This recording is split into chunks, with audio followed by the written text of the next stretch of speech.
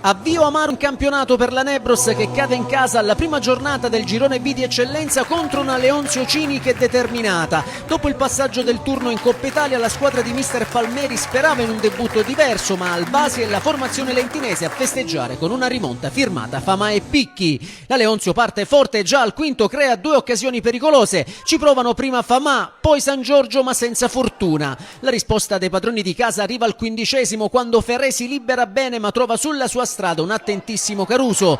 Il gol però è nell'area e arriva un minuto dopo. Grande azione di Lo Giudice che entra in area e dopo la ribattuta di Caruso serve in mezzo per Panzarella che col destro scaraventa in rete firmando l'1-0 e facendo esplodere il pubblico del Basi. Prima gioia in campionato per il classe 2005. La Nebros prende fiducia e alla mezz'ora protesta per un contatto in area tra Lo Giudice e San Giorgio, ma l'arbitro lascia correre tra le proteste. Sul capovolgimento di fronte è la Leonzio a sfiorare il pari, occasione colossale per Famà che da buona posizione calcia alto sopra la traversa. Pari che arriva comunque al 37°, San Giorgio recupera palle in modo dubbio su Scolaro tra le proteste dei locali e lascia Famà che entra in area e con un sinistro preciso supera Sendin per l'1-1.